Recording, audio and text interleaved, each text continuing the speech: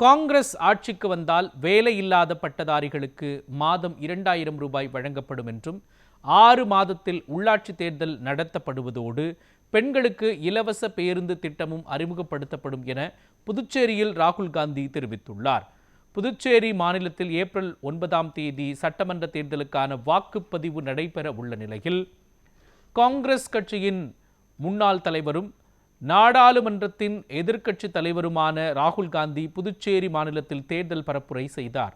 கூட்டத்தில் பேசிய அவர், மாநிலம் மத்திய அரசால் இயக்கப்படுகிறது என்றும் ஊழல் அதிகரித்துள்ளது என்றும் குற்றம் சாட்டினார். தொடர்ந்து பேசிய அவர், காங்கிரஸ் ஆட்சிக்கு வந்தால் 6 மாதத்தில் உள்ளாட்சி தேர்தல் நடத்தப்படும் என உறுதியளித்தார். மேலும் வேலை இல்லாத இளைஞர்களுக்கு மாதம் 2000 ரூபாய் உதவித்தொகையும், பெண்களுக்கு இலவச பேருந்து பயணம், குடும்பத்திற்கு 20 லட்சம் ரூபாய் மருத்துவ காப்பீடு உள்ளிட்ட பல வாக்குறுதிகளை அறிவித்தார்.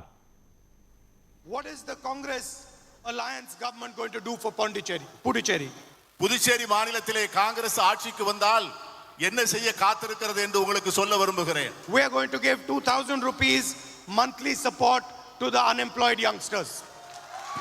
புதுச்சேரி மாநிலத்திலே இருக்கின்ற வேலை இல்லாமல் இருக்கின்ற ஒவ்வொரு இளைஞருக்கும் மாசம் 2000 ரூபாய் வழங்கப்படும் என்கிற உறுதியை நான் தருகிறேன். And we are going to create 30,000 new jobs in private and public sector.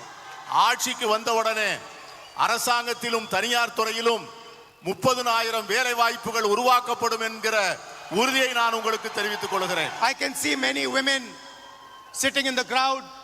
I am proud to tell you that you are going to travel for free in Puducherry's buses. நான் உங்களுக்கு மகிழ்ச்சியான ஒரு செய்தியை சொல்கிறேன். காங்கிரஸ் கட்சி ஆட்சியிலே பதவிக்கு வந்தவுடனே இங்கே இருக்கின்றவர்கள் இலவசமாக பேருந்துகளிலே பயணம் செய்யக்கூடிய நல்ல வாய்ப்பை பெறுவீர்கள் என்பதையும் தெரிவித்துக் கொள்கிறேன்.